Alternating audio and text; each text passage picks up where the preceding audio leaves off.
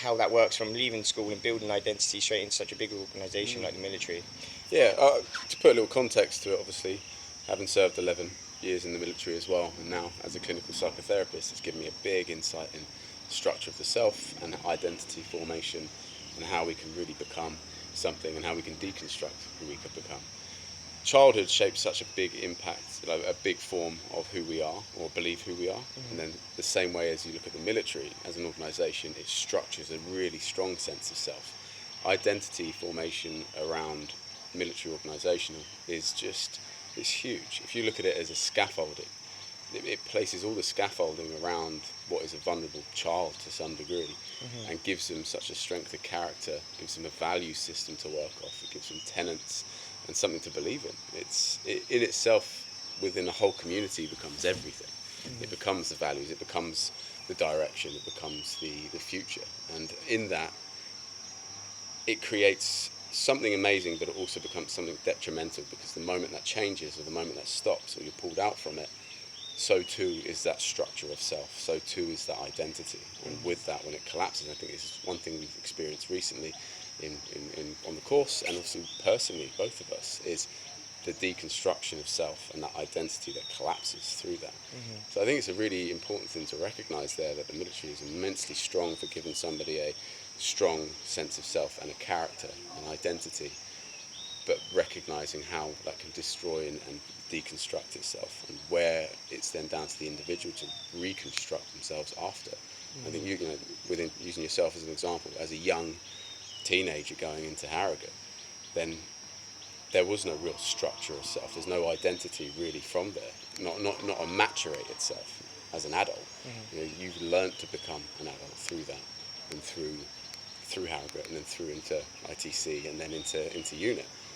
And that's a really specific place to learn to be an adult. How would that change for like somebody that was like so obviously I joined at 16, and I've always wondered what it would be like to join at a later age, so I had a guy that was in training with me that was like 33 years old, so he's only just a little bit younger than I am now, which for me is like to join at this age and have such an identity from civilian life and how that works. When you met that guy, did you see more of a pushback with certain things? I could see that the full screws would leave him alone a bit more in training, because like he was probably the same age as them, or probably older, and like they could probably see like that he, as much as there's no age as like respect in our like culture, or especially in the military, like as opposed to like some other countries like Caribbean, etc. Like they really go by age. But for him, it was more like they kind of left him alone because he already knew who he was. But which is kind of different, because we spoke about like that deconstruction of identity. And when we join the military, it's kind of like we always say like, oh, they break you down to build you back up again, But I suppose how that works when it comes to the difference between like myself joining at 16 and a 33-year-old joining and going through those same phases of deconstruction of your identity as a civilian. Well, they're a little bit more concrete. So if you look at this from a psychotherapeutic lens, when you have formation of identity, what it is, it's an organisation of parts. And this organisation of parts come from experiences, memories, connections, relational dynamics. And if you've got 30 years behind you, that's a lot more time to strengthen the relationships, or even damage with certain relationships. Trust relationships and connections with certain people can become more concrete in how they sort of impact the structure of the self. Whereas you are more malleable as a younger teenager. You are more vulnerable in that state, which is why it is a great place for people to enter the military, because yes, you shave your head, break them down, and then build them up, and you build up a cohesive unit for the same value system, which is great. Someone that goes in at 30, it's not that they can't do it, but there is a lot more to deconstruct there. I also think that has a bigger impact as well, that when they do finally break a certain part of them to be able to reorganise themselves into that structure, that's at a really particular point in life. So then to reconstruct that after, looking at that can be quite damaging too. But I think there's pros and cons to all of this. Yeah, definitely. How we look at this. I mean, I know we've spoken many times about this, but when you came out, that was the first time you'd entered Civilian Street as, one, as an adult, and two, with only the experience of having served. Yeah, when you say about like the brain being sort of like malleable or whatever like, you are as a person, that's what I always pictured myself as, like myself just being a blank canvas, for whatever my instructors wanted to work with when I first turned up. And I think that's why people that do go through Harrogate end up having really good careers in the military, just simply because they are that person. Willingness, though, isn't it? Like you say, you willingly went in there with tabula rasa, this blank slate, and you've gone in there with that. Whereas I think somebody going in a little bit later on in life, yes, it's the choice because they want to go into the military, but there is so much resistance on certain things, especially if someone next to you, the one next to you is like, a young pup, and you think, I'm not like this person. This person has, 12 years my younger. They don't know life. As a 30, I'm 35 now, and I kind of look at it, and I think I've got a fair grasp on life. There's still so much I don't know, but the things that I do know, when I am around people, I was lecturing at a college in Worthing, and the idea that the people that I was lecturing with, you can join the army at the same space with them, and a lot of them were actually going on and joining the military. And I had a number of those who would message me on social media saying, I've just got into the Navy, or I've just got into the Army, and I thought, wow, at that point, if I'd joined at that point at 32, and it was someone like that, the difference between personality structure was huge. So the idea that a particular course can break down that structure to rebuild it as a cohesive unit, and the solidarity between one mind to some degree, is quite intense to say how much it can do that, because it does do that, and that's the thing. It is powerful enough to have that impact. I've never really asked anybody that joined at a later age, like when they did leave, did they feel like they tried to revert back to their old personality? Like how we had that before and after tour. I feel like there must be a before and after the military service if you had that civilian identity already. Right, and this is the interesting thing with that as well, because if you've got no maturated state as a civilian, so you've gone in as a child, basically, teenager, you can't revert back to that. Which, there are parts of you that do. You come out and inevitably you regress, and you start behaving in ways that you think, well, why am I doing this? This is. But actually, to jump on that, you went into locksmithing, didn't you? Straight after that, and then you found yourself in a van on your own. But the interesting thing about that is you would have never really been on your own up until that point. Never. So I think one thing you realise when you're an adult is you find yourself in spaces of aloneness a lot more. Not always, but I know for me personally, as in the years that I've been out of the military, there's been plenty of occasions that I am alone and being comfortable being alone. But if you've never had that experience, I think to then revert back to a place that you've never experienced aloneness is such it's an abyss you can just get lost in. I know for you it was something that really was quite a struggle. Yeah, we spoke about loneliness. Loneliness is just like another one of those words, like vulnerability, right? We use that word lonely, and then as soon as the guys think about it, they're just a bit like, loneliness crazy. But if you really do take the symptoms of a lot of the guys, then it is loneliness that it comes down to. And I think you'd know more, but like different types of loneliness, like situational loneliness, which guys don't understand. It's not just like you're a lonely person; it's like your situation is making you lonely. Absolutely. Well, it's a misconception with the term loneliness and alone as well. Being alone is an incredible thing. It's a powerful thing, and there's many moments that you can be alone. But being lonely internally is a very different thing.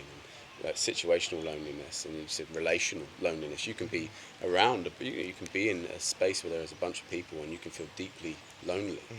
You can be in a relationship, feel deeply lonely, and this is what the realization with this is: acknowledging it's not being seen. I think is a big part of that. Not being understood, not being heard. And not fulfilling potential. These things can really amplify the feelings of loneliness.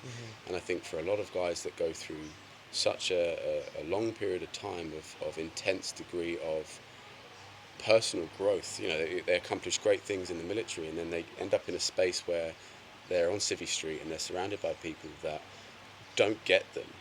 That creates loneliness. They're in a cohesive team for some civilian organisation, but they feel deeply alone because they're not fully understood.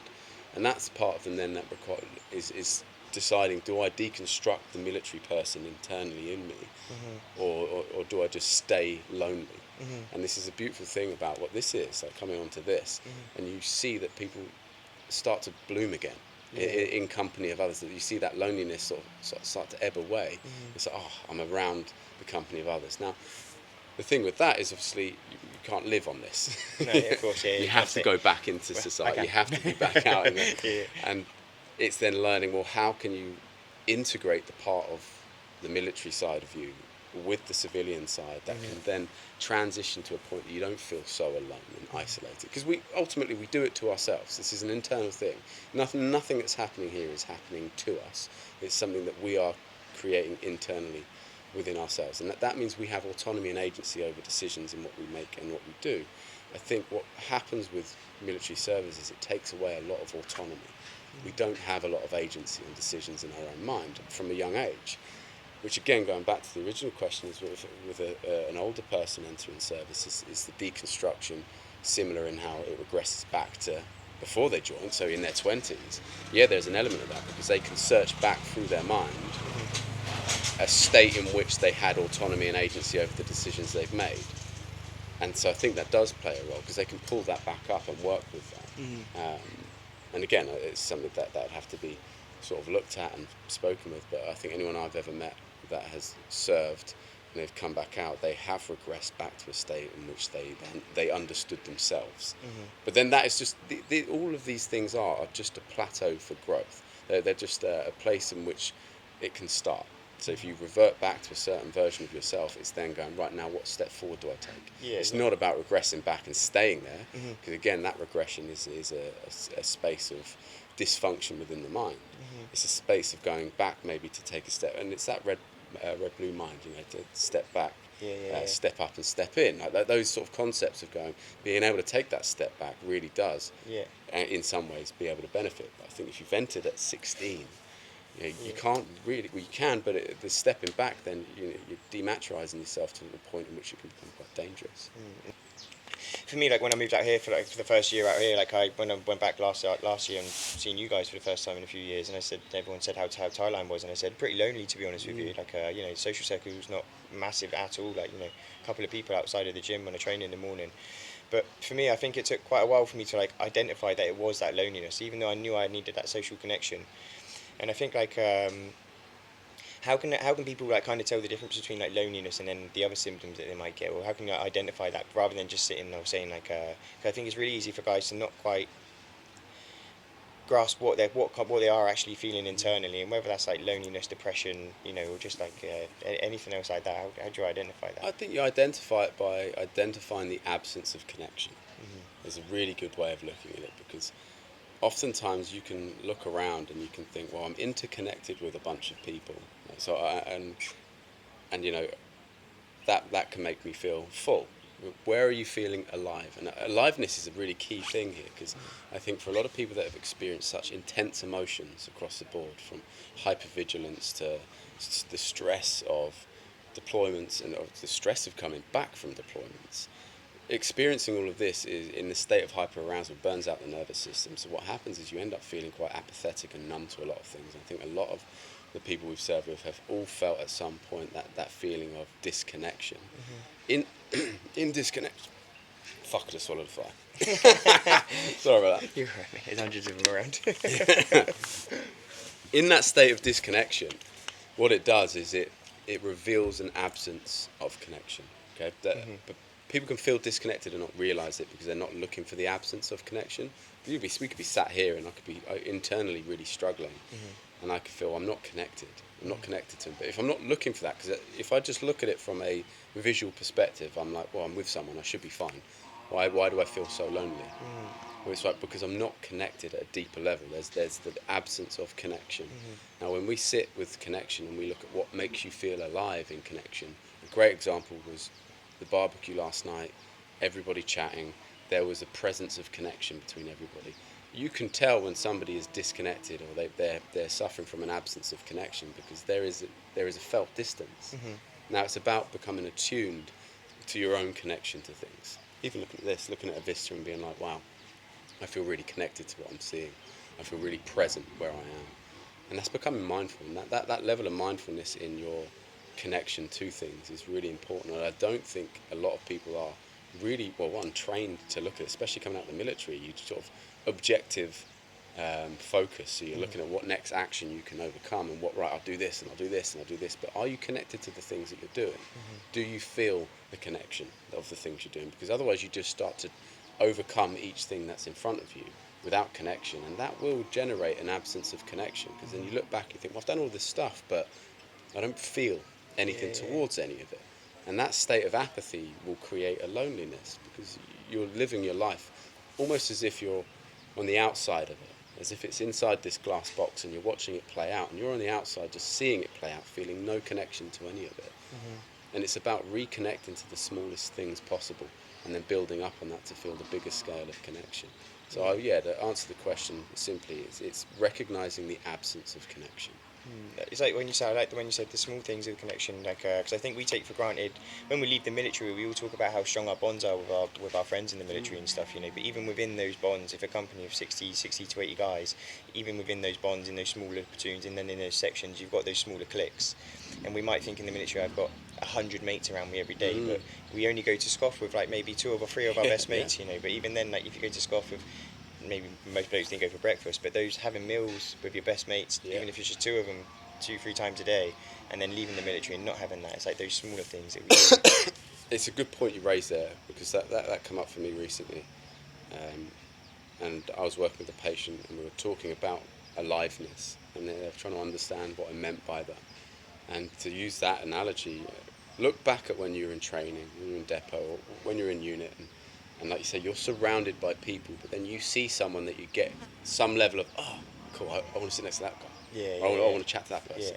And that level of aliveness, what feels like excitement, it's a term of hyperarousal. So is anxiety, so is hypervigilance. This excitement exists in that scale as well, but this is a positive affect of the mind, and we need to play into that. So even in situations like this, when you're walking around the campsite or we're doing an activity and you think, I really want to go and have a chat about what that person was, I want to carry that conversation on. That is a state of aliveness.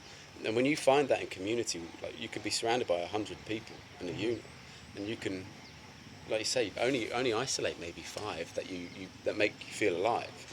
And I don't mean alive in the sense of jumping out of a helicopter or or a plane and dropping down from a helicopter and doing something like that. I mean aliveness in the sense that the internal structure starts to come online again. And this is it. It's about what brings it back to the surface so you can feel alive and you can connect. Because it's in states of aliveness that people connect, but it's also in the disconnection that they don't feel so alive. They feel numb. Kind of like switching on that emotion again, that we learn to turn off so much. Right, and it's a good thing to caveat on, because the switching off of emotions isn't just to the negative affect. It's not like I'm going to shut down empathy so I can be able to do the hard thing, or I'm going to shut down some of this emotion so I can, be able to survive what I'm going through. The shutting down of emotion isn't an isolated emotion. It brings everything down. If it's like, I don't want to be stressed by this thing or worked up because I'm going to be going on a patrol or I'm going to be looking for an IED, and if I get too worked up about that, I'm not going to be operational, and someone's going to get hurt, and it's going to be, so you shut it down to be able to do a job. But what you also do is you minimize your ability to access the joy, the peace, happiness, these positive affects. You no longer have access to. And a lot of what I find with the work I do, 2, the work I've done on myself and still do, and what we've experienced in talking to people now, is everyone has had some level of affect where they have brought down their emotions to such a degree to stifle something, and they've struggled to regain them again. They found it difficult to reclaim joy or peace or happiness, because everything has been brought down, and it's about accessing it again. But the double-edged sword on that one is to access the positive again. You so too have to go through the negative. You have to feel what it feels like to suffer again. Sit in it.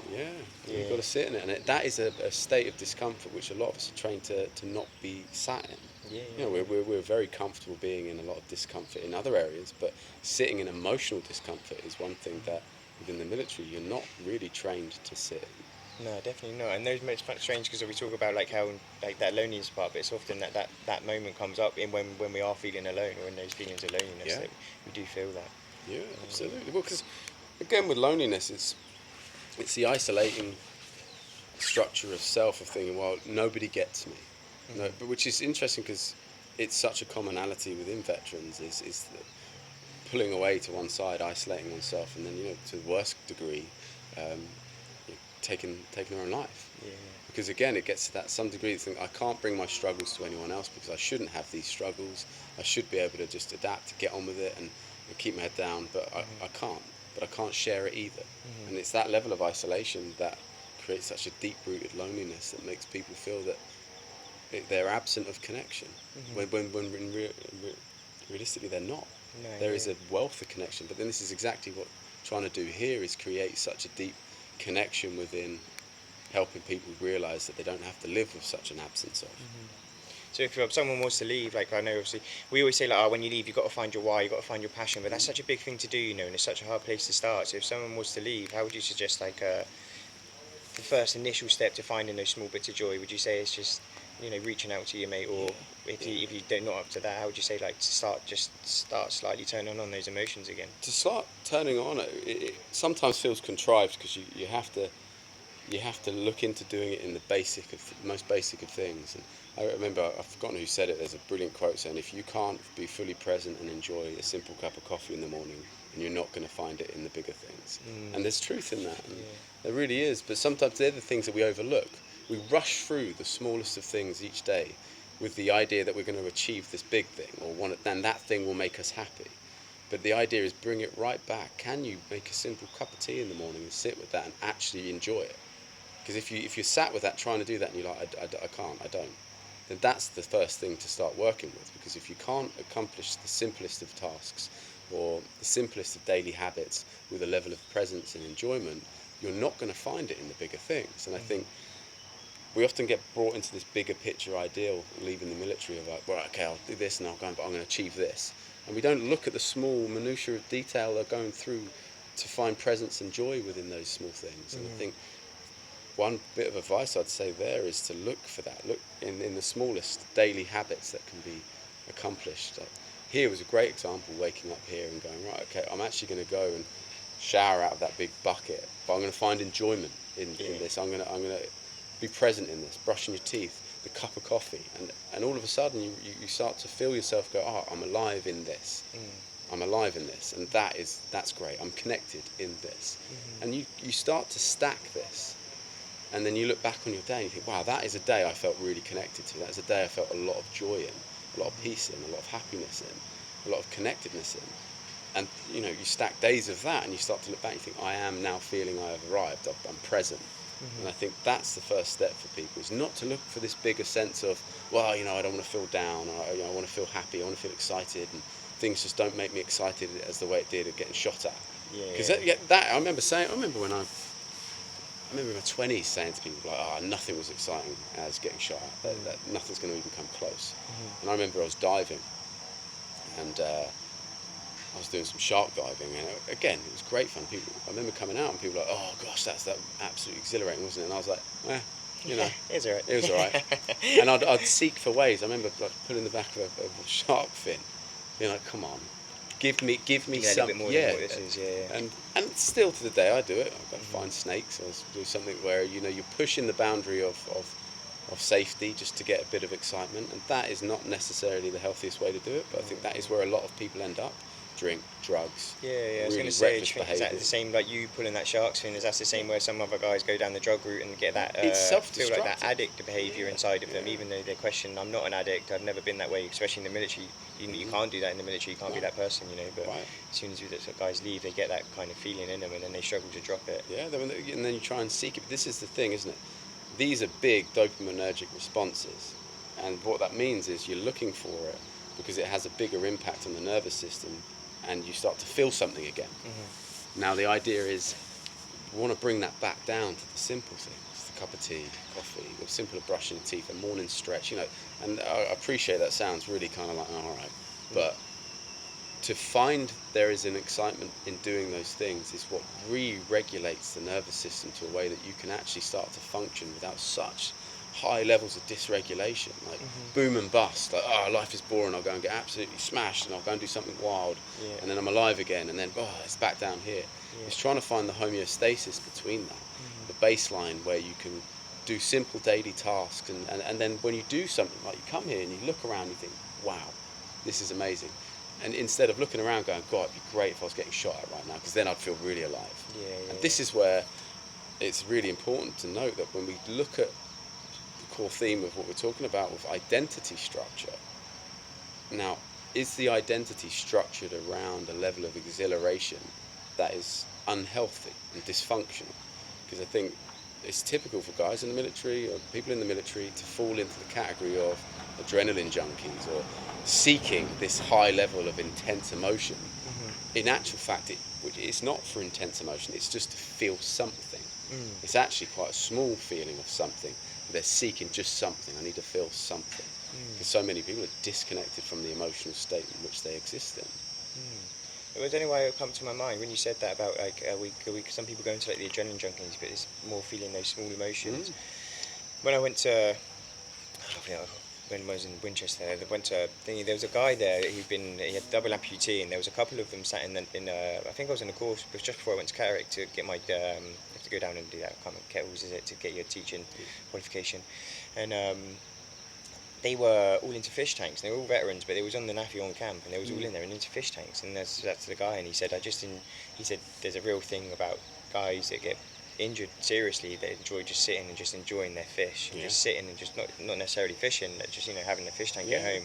And he said there's a full charity they were starting in order to get guys these fish tanks sent to their house so they can just sit, watch, and just enjoy that. And that for me was like, come to my mind. Yeah, you're absolutely right. The thing is that there's a concept in psychotherapy. It's a psychodynamic concept called object relations, and the principle of object relations is how we project into objects. And I don't mean objects just specifically as something like this.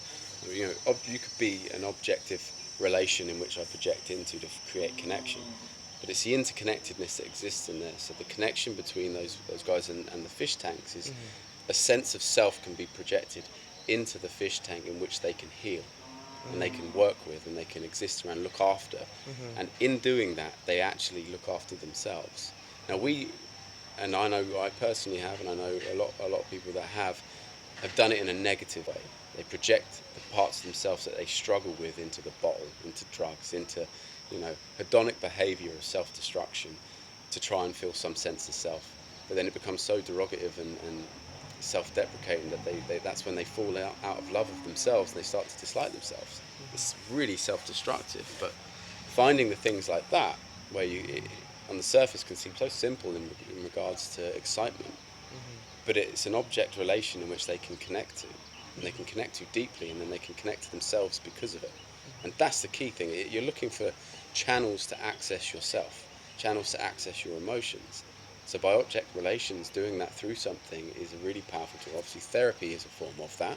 If you sit in there and there is a transference of play, and what happens is you can then meet yourself in that room through that, and connect to yourself through that, and then heal. And spirituality plays a big role as well in that. You meet a lot of people doing it. I imagine in an environment like this, it's predicated on a lot of that.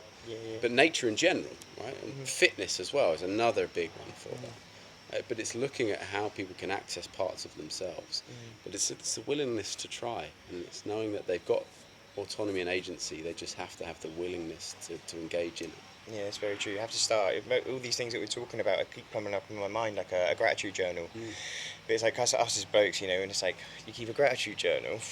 It can feel a little bit soft for us sometimes. But all these things you're saying is kind of like, they're all things that we can be grateful for and find those small parts in the daytime, like just enjoying your cup of tea. But if I get up in the morning and enjoy my cup of tea, I don't actively think I'm enjoying my morning, I'm enjoying my cup of tea. I'm kind of just getting up and going about that routine as most blokes do and just crack on, But if we actively look for those small things and start to turn on those emotions. That's an interesting thing as well when we look at that, because ultimately we're dialogical. So what we speak to ourselves as it becomes the structure of ourselves. So if we're constantly telling ourselves that we're pond scum and we mean nothing, that will become that. We'll dismantle ourselves through that. But the interesting thing is we have that power over the mind if we're continuously saying it. So the narrative that we take upon ourselves is imperative to how we feel about ourselves. Gratitude journals work in a beautiful way because of that, but you have to believe it. I've got patients I work with that they say, I'm doing my gratitude journal, it doesn't work. And I'm like, okay, right, do you believe it? And he's like, no, they don't just writing a list of things. It's not real. But the same if you look at everyone on the course at the moment, and I'm sure a lot of them will be like, gratitude journals, no, I don't need to do that. But I guarantee every single one of those sat at the table last night, belly laughing, all would have a sense of, I'm so grateful for you to put this on, for this place, for everyone on the course. That gratitude is very much felt and believed. It's just it's bridging the gap and getting people to be able to articulate that. And it's not for anyone else, it's for themselves, because to write something down that you truly believe, it substantiates it. It really propagates the power of what you believe, to see it written down and then have it reflected back. And that is an immensely powerful thing, and I think that's where we're at, especially today, is in seeing people connect and be like, oh, that was such a brilliant time, or that was really funny, and this conversation was great. That they're acts of gratitude. Yeah, yeah. And it's about enabling people to be able to recognise that it doesn't have to be this kind of woo-woo psychotherapy to the point of being unattractive to those that don't want to engage in it. It can just be an act of self-growth that is just acknowledging feelings, and not acknowledging feelings from a way that makes them feel soft and vulnerable, but a way that makes them feel connected to themselves because of it and others. When we leave the military, and you said about like we can take some positive parts from our soldier, the identity that we gain as a soldier. How can guys kind of like identify that? Because there's obviously like a lot of guys that do leave the military and they do end up holding on to parts of their military personality that maybe they enjoyed but don't fit in Civvy Street, because there's so many parts of a military personality that doesn't actually fit into Civvy Street. But then we want to hold on to them because they kind of like felt so natural to us, or they were so learned in the military that it's hard for us to let go of them. How can you identify like the parts that are being detrimental to you if you're not actively looking for them? It's having an honest conversation with yourself. It's about being able to sit there and say, what am I doing that is actually becoming an impediment to action, which is actually blocking me from moving forward in life? And this is, I think, so poignant to military personnel and veterans, is you become an impediment to your own action because you get stuck on the things that you've done. You think, life is never going to be as good as this, or my friendships will never be as good as those friendships, or nothing will be as exciting as those times. So you take those parts and you bring the whole into the present, which, like you say, it doesn't all belong there, because there is so much of that doesn't adapt well in civilian life.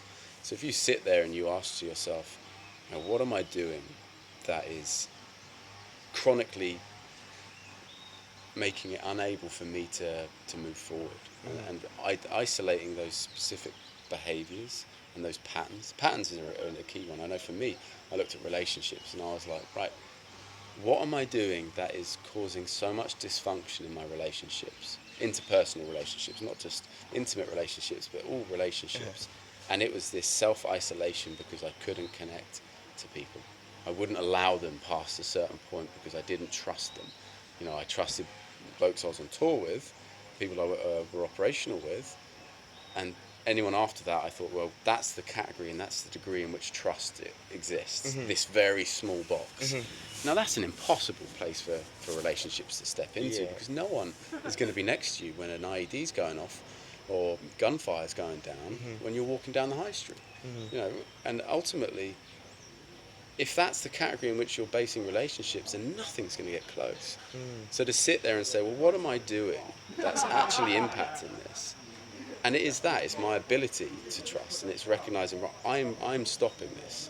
So I have the ability to change this. I've got autonomy and agency. So now what it requires is going, well, what can I allow in the space of trust to start doing that? And a big thing with intimate relationships with a partner was very much going, right, I need to accept that this person does love me, they do trust me, they are here on my side. And my side doesn't have to be in the middle of a gunfight. My side can be walking down the high street, going to Sainsbury's. It's simple things. Again, it comes back to the small daily things, and with the intention that I want to be the best person that I can possibly be, and I can only be that if I let go parts of myself that are clinging to everything I was, because I'm not in the military. I'm not that person anymore. I don't have to hold the same standard as I did there. But what I can do is hold myself to a new standard, which is the determination for growth and connection. So identifying, being able to sit there and say, well, what am I doing that I used to do in the military that I'm still doing now that is actually stopping me from stepping forward? And then recognizing there, is this a necessary thing to do? Do I need to hold such distrust towards people? Do I need to hold such judgment and critical analysis of people? Can I be a little bit open-hearted? Can I be a little bit more vulnerable in spaces? And stepping in that, because ultimately, you trust guys, and I know obviously we were both in the infantry, and that, like, So you're trusting people with your life. Completely, yeah. And to trust someone with your life is such a high standard to hold someone to. Now, you're not trusting your civvy mate with your life when you're, going to a shop or a restaurant, or you're doing something. You're not trusting. It's not really at the front of your mind, is it, trust? But in the psyche, it still is evaluating it that way. The conditioning of the mind is still seeing it in that pattern. So it's still behaving as if it is doing that. So it's recognizing that and going, right, and having the conversation with yourself going, I do not need to trust this person with my life. I just need to trust them to pick me up, to take me to work, or to go down. Yeah. And allowing them that. And obviously people might betray trust, or it might be something completely different that it doesn't work with. And again, that's fine. You learn through that. You learn to feel through that. Yeah. But holding people to the standard in which you experience warfare is an unnecessary bar to set, because no one's going to compete to that. It's interesting you said it. I didn't expect you to come out with trust when you said that one. When I said what things would you take with you, because we do always hear people. As soon as you said it, we always hear like us.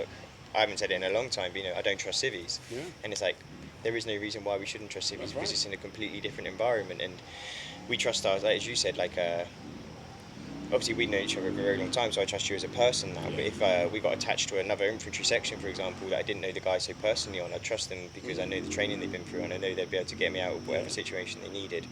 But when it comes back to a different world and a different environment, that trust isn't needed to that extent. It's interesting. It was a big thing I struggled with, trust.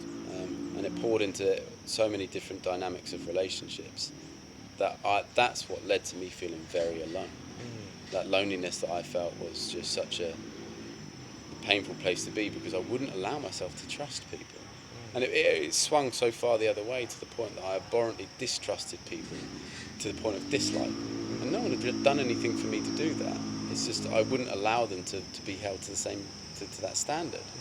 And in doing that, I created such a disconnection and isolated myself immensely. And then turning that back on, if guys are in that lonely, feeling position now, where they feel like they don't trust civvies. I think guys, especially once they've done a long period of time, I had a phone call with someone the other week, and he phoned me and he said, I can't fucking work with civvies, I don't trust them. Yeah. And then how does somebody start to, if they're listening to this now, how do they start to try and change that trust? Changing trust requires you to engage with acts of trusting, allowing somebody to take the reins on it. And I think I had a partner of mine who said the same thing once, in regards to, well, what do I need to do for you to realise that I love you and you trust, and I trust you can trust me. And I sat with that for a long time in thinking, what do they need to do? Do we need to jump on something? Do we need to go into something immensely traumatic for me to be able to go, cool, you've got my back? Because that in itself it's an unhealthy way to do it. I mean, it's not practical, and the truth of it is love is a big concept here in all of this, and it's often a word not used in a military environment, but ultimately you do. You love your unit, you love your team. It's an immense power to look into this, and it's allowing love to lead this too, and to look into relationships, connections, work, civvies, all of this stuff, and go, I'm going to allow this person an opportunity to hurt me, and I'm going to allow it, and I'm going to trust that they won't. And and in that, it's in the allowing of it. But what we do is we come out and we just don't allow anyone to get close enough to do that. We create a distance, but we have to allow them to get a little bit closer, which is a risk. It's a huge risk. It's vulnerability. Vulnerability, right? Yeah. And it's not a place that most people want to be, because ultimately we know what it's like to be on a VP, a vulnerable point on an operation. So to be on a VP of life, just again, the association in the mind is going to the worst case scenario. When you're looking at a civvy and you think, well, I don't trust them to do this, the mind is saying, I will die here. Yeah, okay. That's how it's interpreted. This person hasn't got me. Yeah. Okay. And ultimately, when the threat system when your nervous system is responding to threat, it is doing it to the degree in which it is mapped to understand. And ours, and for many people that have been on operations or have been trained to that degree, theirs are going to, actions on worst case scenario.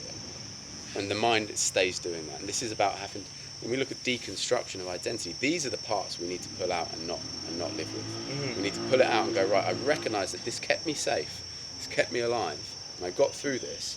It doesn't apply now, because this is destroying relationships, it's destroying friendships, it's destroying work opportunities, and it's recognising that. bring out like trust, loneliness, vulnerability, anything like this. It's all times that comes together, but they're the parts that we don't speak about. We think about are the other parts that you need to drop of your personality, like the being so rigid with people, cutting off that emotion. But when you bring out the trust and everything like that, I suppose those kind of walls kind of come down and the other parts start to rebuild. Yeah. Well, it's it. And again, you find a balance, and so many people are sitting in a space of disproportionality with those emotions, and they it's constantly teetering or tipping, and it's about just trying to find the balance with it, and which is a hard thing to do when life is so chaotic and unbalanced. It's about, again, it's small steps. It's taking the small steps forward to reconnect to emotions that you've disconnected from. And I think that's a key thing to remember here is, for so many of us, we were so devoid of real important emotions that we needed as humans. And I think to re-engage with civilian life after and to transition is to enter a state of humanness where you can feel a range of emotions. Where, as opposed to we've been in the position in which we have detached from so many of those emotions. To be a 20-year-old guy and to deploy and have to leave family, and I remember not calling home, but it's not that I didn't want to. I convinced myself I didn't want to, but I think that's the psyche's defense way of disconnecting enough to save from hurting, because the body's entire system runs off of survival. It's pain avoidance. What can I do internally to avoid the most amount of pain? And it's things like that. Well, I'll cut that part of me off, or I'll stop this. And it does this, and it adapts. It's maladaptive to the point in which what you become after, say, myself, 11 years. Well, you become pretty disproportionately connected to certain emotions, and other emotions shut off. That you're not complete, you're not whole in that sense. And to then re-engage with life is very difficult, because you kind of think, well, I don't know how to fit. And it's like puzzle pieces. You're trying to fit a puzzle piece that doesn't fit into an environment that's demanding emotional vulnerability from you, and openness and connectedness and acceptability. And these are all things that aren't easily earned from someone in the military. So then you have to reorganize yourself in a space that allows you to do that. And it's what it will do, it will create discomfort. And in the space of discomfort, you can then recognize what you're feeling. Like, oh, this feels awful. I don't like this. Now, when you feel that, your natural proclivity will be to respond to threat. So you go back to baseline, to your defense mechanisms, which would have been defense mechanisms constructed in the military in your mind. And when we do this, we're again looking at, in that dysfunction, we can then feel our discomfort, recognize what's there, recognize what defense mechanism is coming up in response to it, and then work with that. We say, right, I don't want to respond this way. I actually want to feel my way through this to the point that it doesn't feel the same way it feels right now. And allowing that to happen again and again and again. And it's you're relearning. You're relearning how to human, really. When someone does leave and they start feeling those kind of discomforts, I know there's probably, like, if somebody watches this, I know that for me, for example, I'd hear something, I'd be like, before, and it probably would have been me, but I'd be like, nah, that's not me, I don't feel that. So if someone was kind of feeling that kind of way, or maybe they did think, oh yeah, I do feel that way, what kind of things could, like, at what point should they notice and say, oh, I could do some help with this, and what kind of process would they go through if they approach a therapist with, like, because a lot of guys don't suffer with PTSD, maybe they didn't experience something traumatic, but when they do the army or stuff, we will have to go through that identity change, as we said before. What kind of things, like, when are they noticing inside themselves before if they did go notice them and they needed that help with it, what kind of process would they go through with a therapist to kind of re-engage that? Yeah, it's a reconnection to personality, or a reorganization of personality structure. You're right, like, not everybody has PTSD. Not everybody is suffering to such a disorder within personality that it requires acute attention at that, or chronic attention when it comes to what's going on. But what a lot of people do is they feel the disconnection, and they feel the weight of emotion, or even not feeling the emotion, because they haven't got to feeling it yet. They're in the abyss. They've had to descend into a space in which they don't feel it, meaning they have to ascend into a space that they do. Which means that's terrifying. Which means that's going to elicit the threat response. And they have to sit through that. They have to go, right, okay, I'm entering this space. I don't like this about me.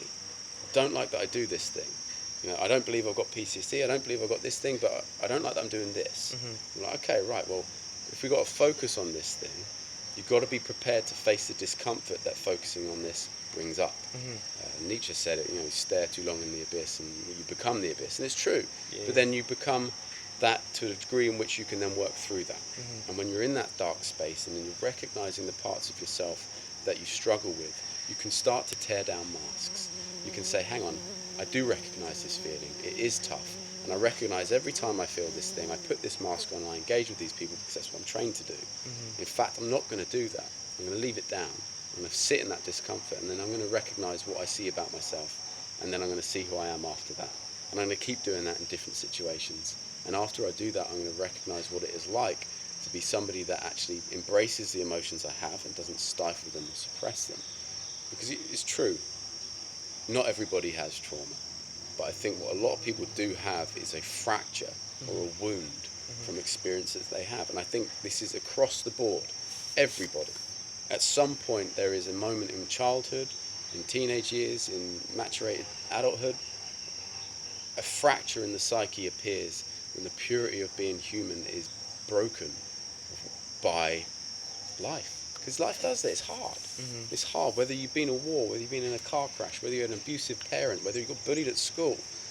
What it does, it doesn't necessarily have to be traumatic in the acute sense, but it fractures the sense of self. What it does is it takes away your safety, makes you realize that I am not psychologically or emotionally safe in this world. So defense mechanisms get built. So when it comes to what people are going to do about that, if you come to therapy, it's about recognizing what defense mechanisms have been put up in protection and pain avoidance, and whether or not they are actually in fact becoming detrimental to you and your personality and your environment. I know for me, my defense mechanisms, because of things that I experienced in childhood, made it very hard for me to connect with people, made it very hard for me to not feel insecure or inferior. And these things were created in early life. The military helped me in so many ways by reconstructing the organisation of myself, but then that brought about its own wounds. Afghan brought about a lot of its own wounds. Deployments, they really did create wounds in other ways. And then more defence mechanisms got created, to the point in which when I came out, I completely dismantled. Because all I felt was I was just this abundance of defence mechanisms, and there was no human left internally. So that had to break down for me to be able to see what's there, and all I saw was just this wounded kid, this wounded teenager, this wounded adult in these different areas of life, and this person who had just spent years trying to protect myself from these wounds. And again, it's the recognising, well, what are the wounds there? They don't have to be traumas, they don't have to be these things. They could be the simple thing of, oh, Dad didn't listen to me, and I didn't feel heard, I didn't feel seen. And that's not necessarily traumatic, but it certainly creates a wound. And I think for people, the first step for them, if they're like, oh, I haven't got PTSD, is like, yeah, but where do you feel wounded? Where do you feel there is pain? And where do you feel the pain is being masked or being defended against? Because if you can recognise what that is, you can work through that. And you can build trust against that as well, and you can look at it and go, right, okay, I know I have a wound around this specific thing, and I'm going to really look at this, and I'm going to acknowledge what it brings up. And we see it with the Lego. It could be a happy thing, but there's a wound that exists somewhere around it, and you can see the emotion that comes up when someone's talking about it, and it's like, that's not a person that's void of emotion. That's somebody that has stored it very deeply, and it's waiting to come up. So no, I was going to say, like, when you said about, like, it's waiting to come out, but then it can be scary to go and sit in it, but you have to sit in it and process it. But for me, it was always like, I spent so many years trying to sit in those moments and process it, but then you sit on your own and then you feel like you're going a bit crazy. So for me, it was like I went and seen a therapist because it was someone to sit in the mud with, and also that person can give me those tools. And it was like I didn't. It was crazy because we say about not trusting civilians, but I first went to like a military therapist, 2 military therapists, and the first one went to shit. I had 3 sessions with him, and he ended up saying I was okay, even though I told him I had nightmares and stuff. And then I was about 23 years old. And then my second one was a military guy that was through the NHS service, and it's nothing against any of these services, obviously, they're all fine, but it's just like the therapeutic relationship for me early on was something that I found out was so important for me, and I ended up going to see civilians, I ended up 2 old ladies as my separate therapists, as my therapists, and it was like I felt more comfortable sitting in those moments with them than I did sitting in it with a soldier that I didn't know, strangely enough. And it's like Right. Well, look at that again. When you go back to that idea of trust, and then you can actually get in the trenches of your own mind with two civilians that like aren't from any connection to the world that you've existed in, but yet you can't sit in the psychological trench with the person who served. Now, and what this says is the mind, in its adaptability, clings to its narrative. We hold the narrative in our own mind that, well, I can only trust military people. When in actual fact, well, that's not true. That's just something you've told yourself. You know, trust is a different thing in general. Like you build the trust with somebody through therapeutic depth, through relational depth. Now, if you sit there and you open up to someone and you break down in front of them and they hold that space and they're like, hey, look, I've got you.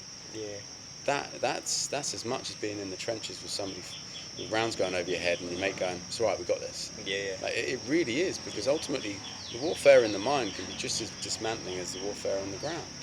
And the important thing to recognise there is there's always been quite a big stigma around therapy, and I think within the military, I remember coming back from Afghan and I knew I could probably do with chatting to somebody.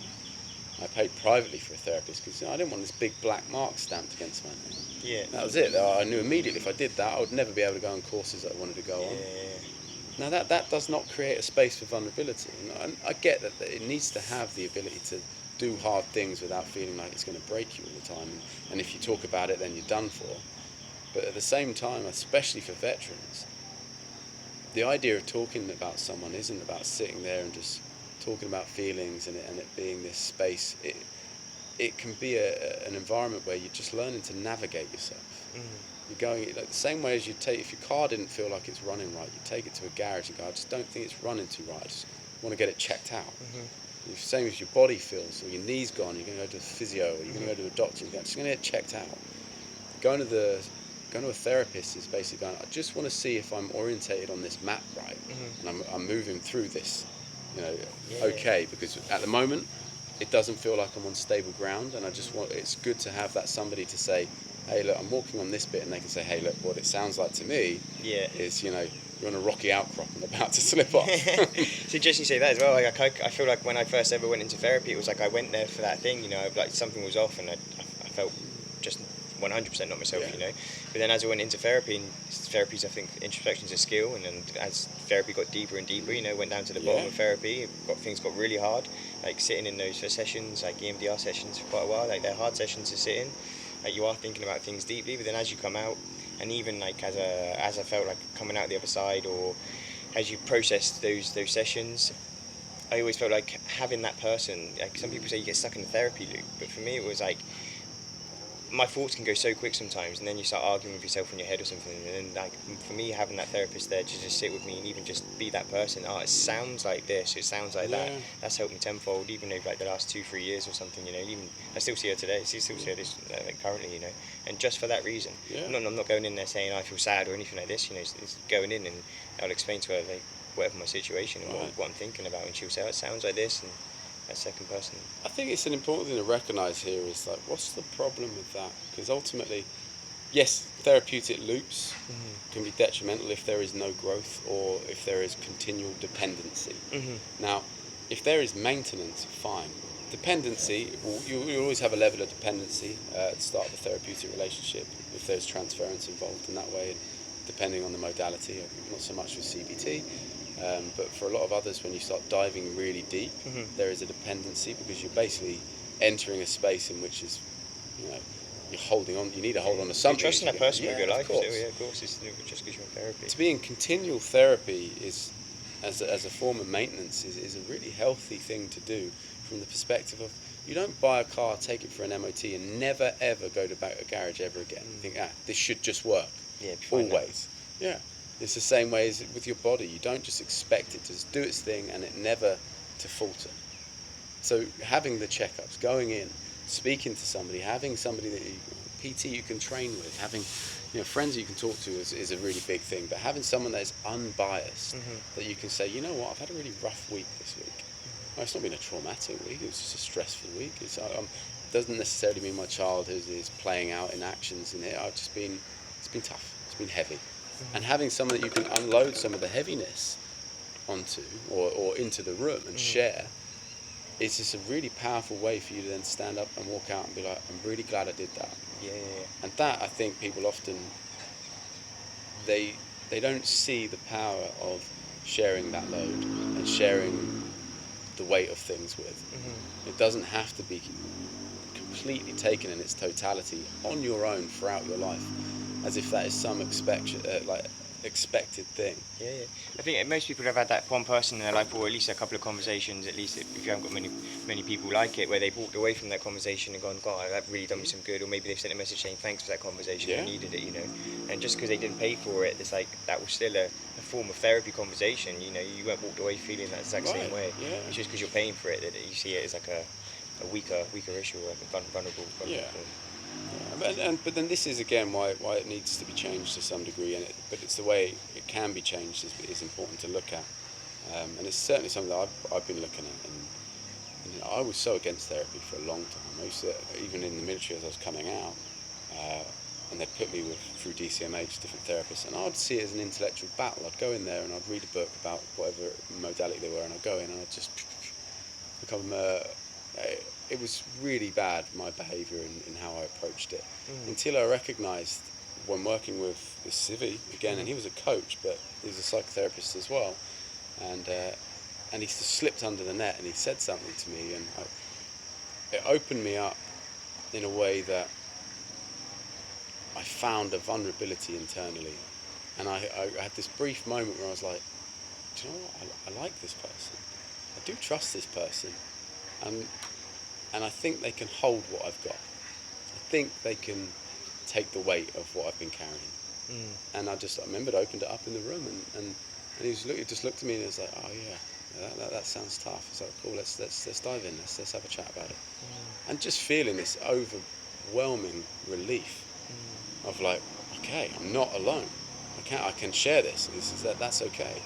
And that really sparked my love for psychotherapy, because I recognised that you can hold a tough exterior, and you can still hold a vulnerability with that as well. It doesn't have to be one side. You don't have to be this tough guy that just can endure everything. You can actually be someone that can endure a lot, but also sit down and reflect when necessary, and really feel the emotions that exist there. Finding that duality of being has been, for me, the most transformative thing of all. Yeah, we spoke about like the vulnerability and being resilient, all going hand in hand together, you know, and unpacking those boxes and making sure you stay mentally resilient. Yeah. We always like to be physically resilient. Well, I don't think that you're resilient if you've not got vulnerability. I think you're just waiting to break. Yeah, just building up and just coping. We spoke about the word coping before, didn't we? Right. Quite a lot, and like how that looks for people and stuff like that. And some of the toughest people that you can see, the publicly toughest people, they have a vulnerability. It's just how it is shared and how their emotions are accessed might just be a little bit different. So again, for each individual, it's about looking at how can you access your emotional state. Now, it doesn't mean pouring your heart out to every single person and breaking down every time you talk about something, because that potentially elicits something else going on. But it's how do you access it? How do you get to a point where you can healthily find your feelings and emotions and connect to yourself and go, right, okay, yeah, that sucks, that's tough, right? Can I do anything about it? Right now, no, I can't actually. Can I go and talk to someone about it? Well, I can't right now, but I can compartmentalize this for a moment. I can bring this to therapy, or I can bring this to some friends, or I can do something about it later. Right now, maybe I can't do anything, so I'm going to have to shoulder it, and I'm going to have to be resilient through that. But then I know that I can get there and do that. But it's this idea of going, no, I'll never do it. Well, that's just resistance. That's not resilience. All right, mate. I was going to say, do you want to tell people where they can find your socials? Because you were actually a psychotherapist. So So I wouldn't do it normally, but no, well, I'm Liam J Wakefield. So it's at Liam J Wakefield. www.liamjwakefield.com as well, on Instagram and all of that. And so. YouTube music. Where's your music? Don't tell He's a him therapist, that. but he doesn't talk about his music. He's actually an incredible singer. Although it was therapeutic to do it. Yeah, well, that was my form of therapy. That outlet. But there's me resisting that one. Yeah, it's therapeutic to listen to as well. Yeah, so I'm on all of that, but it's again been amazing to talk and being here as well. Yeah. It's just this is a life-changing thing for people. It really is. Okay, thank you, mate. Thank you, brother. Should we kiss now? Yeah. Thank you, brother. Did you get to kiss? Sorry, that was